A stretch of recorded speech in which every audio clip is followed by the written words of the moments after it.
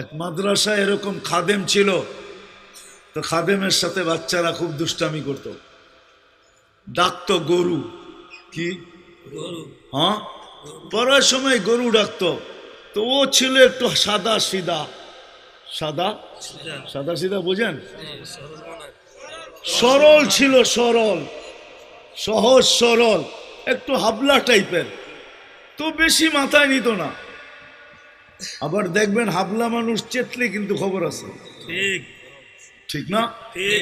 একদিন বৃষ্টি হইতেছিল প্রচন্ড, এর দায়িত্ব ছিল ছেলেদেরকে খানা পরিবেশন করা। তো খানার সময় গেছে, খানা নিয়ে আসে না, তো ছেলেরা চিৎকার দিতেছে গরু কই গেল। একটু পরে দেখতেছে খানা নিয়ে আসতেছে, তো সবাই চিৎকার দিয়ে বলতেছে ওই গরু এত দেরি করলি কেন? বাস সরল সহজ তো লেগে গেছে মাথায়। খানা নামায়া দিয়া মোহতামিম সাহেবের কাছে যায় বলতেছে চাকরি করব না। কেন? কটি মাদ্রাসায় যেটি পালেন এটি সব দেয়া দাও, সবসময় গরু বলে শোয়া গেছি, আজকেও গরু বলতেছে বিজা বিজা খানা নিয়ে আইলাম।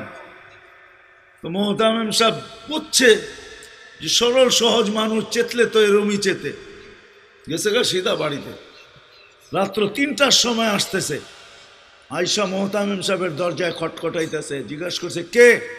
হুজুর আসছি। কি জন্য? চাকরি করব। তুমি না দিনের বেলা চলে গেলে চাকরি করবে না? এতদিন চাকরি করতেছিলাম শুই না, এখন চাকরি করব দেখা। বলছে এটা আবার কি দেখা চাকরি করবে মানে? আমি স্বপ্নে দেখতেছিলাম কিয়ামত হয়ে গেছে, আমি পুলসিরাতের পাশে যেয়ে দাঁড়ায় আছি, পুলসিরাত চুলের মতো চিকন, তলোয়ারের মতো ধার, ভয় পাইতেছিলাম এটার উপরে পা রাখবো তো রাখবো কি করে। একটু পরে চিৎকার শুনলাম, তো দেখলাম মাদ্রাসার ছেলেগুলা সবগুলা হইহুল্লার করতে করতে আসতেছে। ওরা পুলসিরাতের পা দিতে দেরি, এটা সুপার হাইওয়ে হয়ে যেতে দেরি হয় নাই, সবগুলা উঠা পার হইতেছে। একটা পিছন থেকে আমাকে দেখা ফেলছে আর চিৎকার দিয়া বলছে ওই তোরা যাস কই? আমগো গরুটা তো দাঁড়ায় আছে, ওরে নিয়ে যাবি না? বলে সবগুলা পিছে ফিরে আসছে আর আমাকে উঠায়া কেউ হাতে কেউ পায়ে ধরা সব কাঁধে করে নিয়ে পার করা দিছে। ঘুমের থেকে জায়গা গেছি, এই জন্য চোখে দেখা আমি এখন চাকরি করব।